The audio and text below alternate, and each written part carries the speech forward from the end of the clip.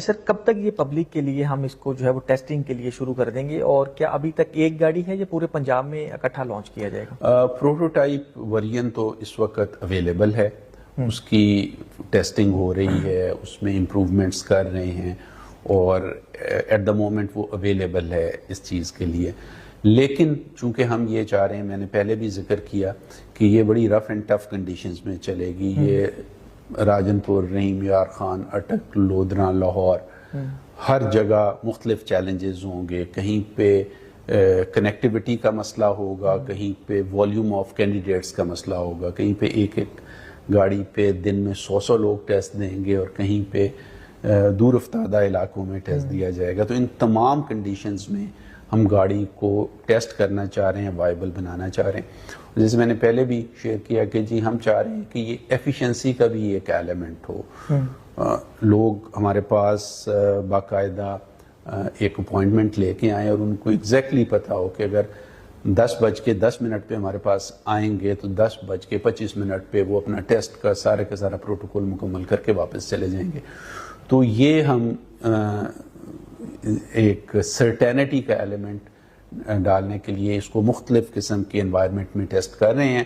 امید رکھتے ہیں کہ اس ماہ کے آخر تک ہم اس کو لانچ کرنے کے قابل ہو جائیں گے، اور اس میں ٹیکنالوجی کمپوننٹ کے ساتھ ساتھ ایک اہم فائنینشیل انویسٹمنٹ گاڑی کی صورت میں ہوگی. تو پھر ہم دیکھیں گے کہ ہمارے پاس جو بجٹ اویلیبلٹی ہے اس میں ہم کتنی گاڑیاں پر منتھ یا پر ایئر جو ہے رول آؤٹ کر سکتے ہیں. سر اس کی پر گاڑی جو ہے، ایک گاڑی کی اگر ہم بات کریں تو اس کی کتنی کاسٹ ہے، اور ایفیشنسی لیول یا ایکوریسی لیول کتنا ہے؟ دوسرا یہ بھی ساتھ بتا دیجیے گا کہ اس کا جو سسٹم ہے سارا وہ آن لائن ہے یا آف لائن بھی اویلیبل ہے؟ کیونکہ ظاہری بات ہے جہاں پہ ٹیسٹنگ ہو رہی ہے وہ یہاں پہ کنیکٹڈ بھی ہے، ایک مین سسٹم ہے. تو کیا یہ آف لائن ہوگا یا on line he just working کرے گا؟ سب سے پہلے کاسٹ کی بات ہے. جو ٹیکنالوجی کمپوننٹ ہے اس کی ظاہر ہے جس وقت آپ ڈیولپ کر رہے ہوتے ہیں، ایکسپیریمنٹیشن کر رہے ہوتے ہیں، اور مختلف جو ہے آپ کے ٹیکنالوجی پارٹنرز جو ہیں وہ اپنی کنٹریبیوشنز لا رہے ہوتے ہیں، تو اس کا خرچ علیحدہ ہے.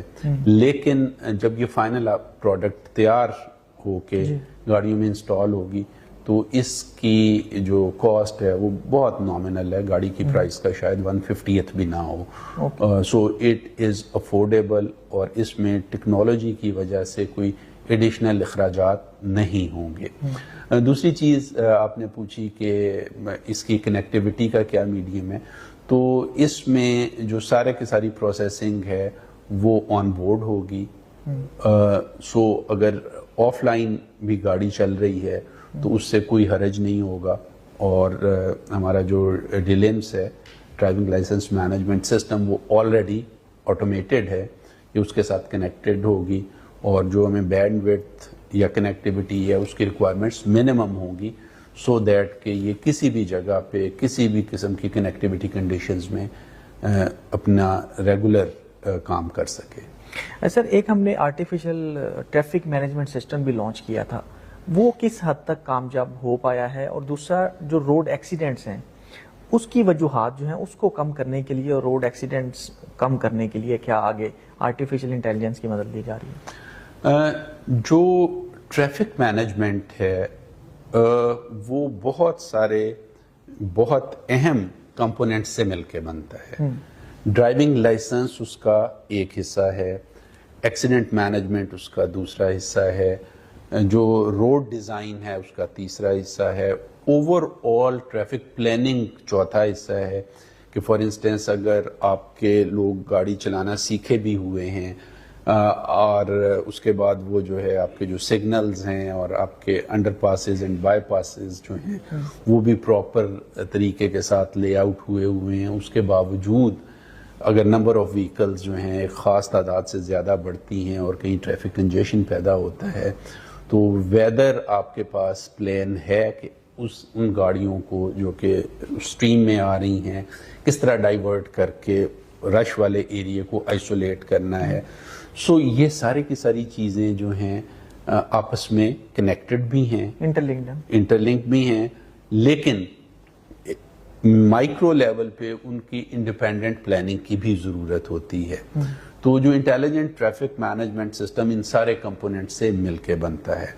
اور گیون دا فیکٹ کہ پاکستان ایک بڑا ملک ہے, دنیا میں صرف 9 ملک ایسے ہیں جن کی آبادی پنجاب سے زیادہ ہے, تو آپ جب اتنی بڑی آبادی کو ہینڈل کر رہے ہوتے ہیں اور پھر ان کی جو سوشل اویئرنیس لیول بھی مختلف ہے. یہاں پہ ایسے ڈرائیور بھی ہیں جن کو ٹریفک کے قوانین, اپنی گاڑی اور روڈ استعمال کرنے کے جو تمام تر قواعد و ضوابط ہیں ان سے مکمل آگاہی ہے اور وہ اس پہ عمل درآمد بھی کرتے ہیں.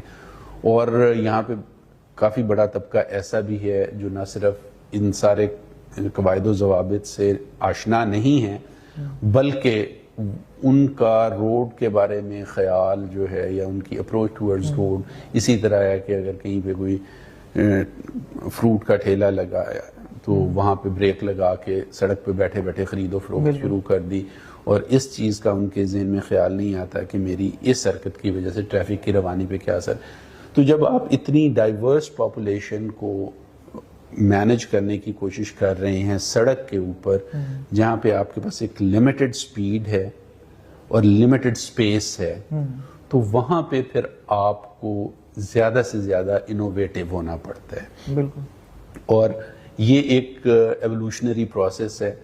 کبھی بھی اس طرح نہیں ہوتا کہ آپ جو ہی سٹیپ نمبر 1 کرتے ہیں تو اس کا رزلٹ جو ہے فوری طور پہ آ جاتا ہے. آپ کو مڈ کورس ایڈجسٹمنٹس کرنی پڑتی ہیں, چیزوں کو ریویو کرنا پڑتا ہے. اور جو ایک بہت امپورٹنٹ چیز ہے, ابھی جس وقت آپ نے ٹیکنالوجی کے لوکل ہونے کے حوالے سے سوال کیا تو اس سے بھی ریلیونٹ ہے کہ traffic management in a sense is an organic process. بالکل. ایک ملک جہاں پہ لوگوں کا جو سماجی رویہ ہے وہ ایک خاص معیار کے مطابق ہے, ٹریفک مینجمنٹ سسٹم وہاں پہ بالکل مختلف ہوگا بنسبت اس جگہ کے جہاں لوگوں کا سڑک پر رویہ جو ہے ایک دوسری طرح کا ہے.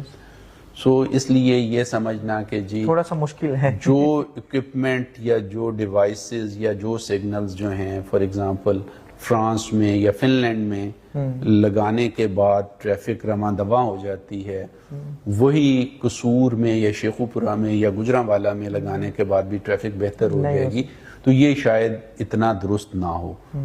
جو ہم اپنے جو انٹیلیجنٹ ٹریفک مینجمنٹ سسٹم میں اپنے جو مقامی چیلنجز ہیں ان کو پیش نظر رکھتے ہیں. اچھا